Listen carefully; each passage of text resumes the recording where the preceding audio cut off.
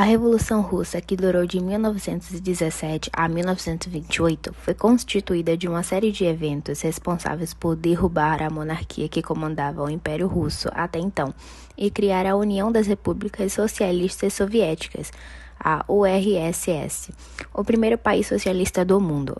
Essa revolução não é importante apenas na história da Rússia, pois trata-se de um período que impactou todo o andamento do século XX. Em fevereiro, ocorreram muitos protestos e revoltas populares, sabe? E com isso deu-se o fim do governo de Nicolau II. Alexander Kerensky era um homem que fazia parte do Partido Comunista, mais preciso da ala dos mencheviques. Ele defendia o desenvolvimento do capitalismo para estabelecer mudanças de cunho socialista. Nesta época, havia também os bolcheviques, que era do partido contrário e tinham propostas diferentes. Porém, eles detinham maior adesão popular da época. Liderados por Lenin, ele escreveu aquela obra, Tese de Abril. Os bolcheviques defendiam a delegação de poder político nas mãos dos sovietes e a instalação de uma ditadura do proletariado. Contando com o apoio de Leon Trotsky, os bolcheviques organizaram um exército incumbido de findar com o governo menchevique. O chamado Exército Vermelho derrubou o governo provisório e instalou o Conselho Comissário do Povo. Esse conselho tinha Lenin como presidente, Trotsky no comando dos negócios estrangeiros e Joseph Stalin dirigindo os negócios internos. No começo, Lenin estatizou bancos e indústrias e realizou a reforma agrária. Retirou também a Rússia da Primeira Guerra Mundial por meio do Tratado de Brest-Litovsk.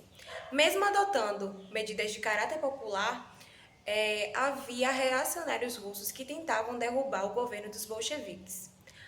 Apesar deles terem apoio de nações estrangeiras, não conseguiram derrubar o contingente do Exército Vermelho. Antes da Revolução Russa, a concretização foi em 1917.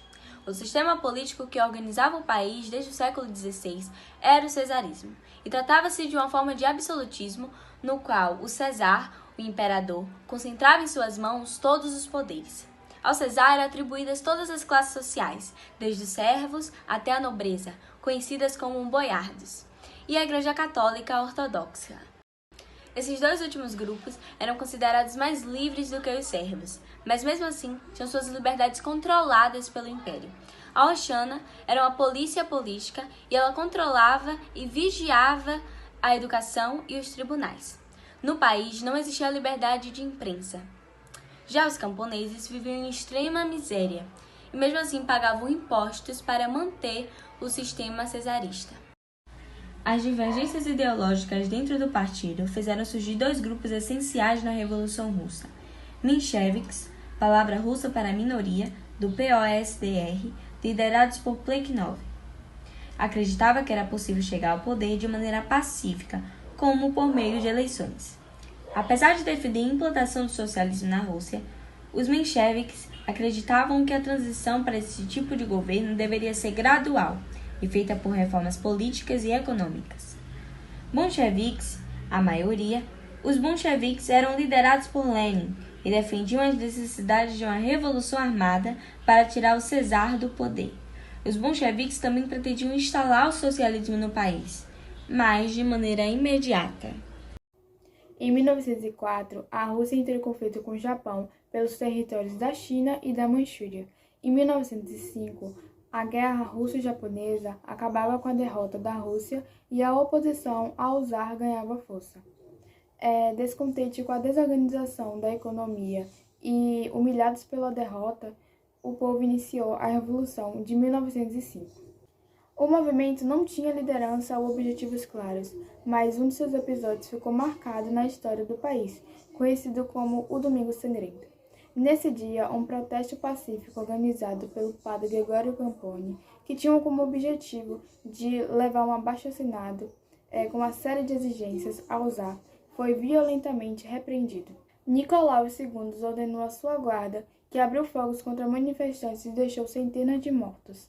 Na tragédia, fortaleceu a oposição de vários setores da sociedade ao czar. Operários, camponeses e soldados formaram um conselho chamado Sovietes. Já a burguesia que nascia no país pressionou o Hexa para que o parlamento fosse criado. A fim de acalmar os ânimos, o líder russo criou uma constituição e convocou eleições para a Duma. Dessa forma, a Rússia passou a ser uma monarquia constitucional, na qual o Tsar continuava concentrada a maior parte do poder e o parlamento com as suas ações limitadas. Com essas medidas, o Tsar conseguiu conter as revoltas entre 1907 a 1914. O país conseguiu viver uma certa tranquilidade. Em 1914, após o assassinato de Francisco Ferdinando, a Áustria/Hungria declarou guerra à Sérvia. O César Nicolau II partiu em defesa dos aliados sérvios e logo lutava com a Tríplice Entente na Primeira Guerra Mundial. Os gastos com o conflito aprofundaram a pobreza no país e prejudicaram a Rússia nos campos de batalha, pois até mesmo com a falta de munição, as forças russas sofriam. A crise socioeconômica e a insatisfação do povo foi então o estopim para uma série de acontecimentos que formariam a Revolução Russa. Em fevereiro de 1917, uma marcha pelo Dia das Mulheres transformou-se em um protesto geral, no qual o povo invadiu o palácio e forçou Czar a renunciar. Assim começava a Grande Revolução Russa. Esse primeiro episódio específico ficou conhecido como Revolução de Fevereiro e levou os mencheviques, grupo moderado apoiado pela burguesia russa, ao poder. Após o acontecimento, também conhecido como Revolução Menchevique, um governo de caráter liberal foi instalado na Rússia, a República de Duma. Na liderança do governo estava o príncipe Orlov, que manteve a Rússia na Primeira Guerra, mesmo sofrendo sucessivas derrotas. Seu fracasso levou à substituição de Orlov por um socialista moderado, Menchevik, Alexander Kerensky, que também não retirou a Rússia de guerra. O governo de Kerensky adotou algumas medidas que agradaram a burguesia. Com essas foram a anistia para presos políticos, a redução da jornada de trabalho para 8 horas e a liberdade de imprensa.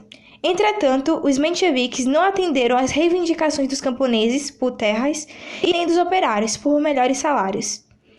Com os russos ainda lutando a Primeira Guerra e a pobreza agravando-se no país, a oposição menchevique se fortaleceu. Leon Trotsky, que liderava o soviete de Petrogrado, organizou a Guarda Vermelha, composta por operários bolcheviques. Lenin, que estava exilado na Finlândia, voltou à Rússia clandestinamente e passou a organizar os sovietes. Para Lenin, os operários deveriam tomar o poder por meio da revolução. Com lemas simples como pão, paz e terra, todo o poder aos sovietes e promessas de reforma agrária, os bolcheviques recrutavam mais operários e camponeses para a sua causa. Após meses de organização, os bolcheviques, que eram apoiados pelo povo, derrubaram a República da Duma e instalaram o Conselho dos Comissários do Povo, que era presidido por Lenin. Começava assim a nova fase da Revolução Russa. A partir desse episódio, conhecido como Revolução de Outubro ou Revolução Bolchevique, iniciaram-se mudanças no sistema econômico russo. Terras da igreja, nobreza e burguesia foram desapropriadas e concedidas aos camponeses. As indústrias passaram a ser controladas pelos operários e os bancos foram estatizados. Essas ações eram guiadas pela ideia marxista de que sem propriedade não existiria exploradores, que seriam os proprietários, e explorados, que eram os trabalhadores.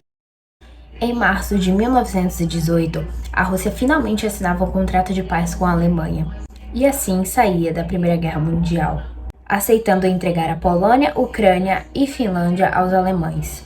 Além disso, os bolcheviques também instituíram o unipartidarismo no país, ou seja, apenas o Partido Comunista Russo era permitido. Ao proibir demais partidos políticos e perseguir qualquer outro tipo de oposição, o governo mostrava-se crescentemente autoritário e afastava-se dos ideais de igualdade e liberdade. Claro que os mencheviques não ficaram satisfeitos em perder o comando da Rússia e se aliaram aos aristocratas, a antiga família real. Assim, apoiados pelo Reino Unido, França, Japão e Estados Unidos, países que tinham investido capital na Rússia e ou temiam que uma onda socialista se espalhasse em direção ao Ocidente. Os mencheviques reagiram. O Exército Branco, então, entrou em confronto direto com o Exército Vermelho. E em 1918, o país mergulhou em uma guerra civil. Como não recebiam financiamento externo, os bolcheviques implantaram a política econômica chamada de comunismo de guerra, para conseguirem combater o Exército Branco. Assim, o governo confiscou toda a produção russa para destiná-la à guerra e à perseguição à oposição considerada antirrevolucionária. Em 1921, o Exército Vermelho derrotou seus inimigos e salvou a Revolução Russa, na qual teve que pagar um alto preço. A paralisação quase completa da economia por conta do comunismo de guerra. Tentando reverter o comunismo de guerra, Lenin estabeleceu a nova política econômica, uma série de medidas capitalistas temporárias. Assim, o governo autorizou a entrada de capital estrangeiro para que o terreno fosse preparado pela instalação do socialismo. Mesmo conferindo algumas liberdades econômicas ao povo, como liberdade para a criação de empresas privadas e comércios de pequena escala, o Estado se mantinha extremamente presente. A NEP mostrou resultado, alimentando o crescimento industrial e agrícola da Rússia, mas também aprofundou a desigualdade social. Ao mesmo tempo que acontecia a Revolução Russa, outro país nas proximidades se revoltava com seu governante, a Ucrânia. Em 1918, se iniciou a Revolução Ucraniana, que buscava instalar um sistema anarquista no país. O Partido Comunista Russo, temendo o avanço dessa revolução, anexou a Ucrânia em 1921.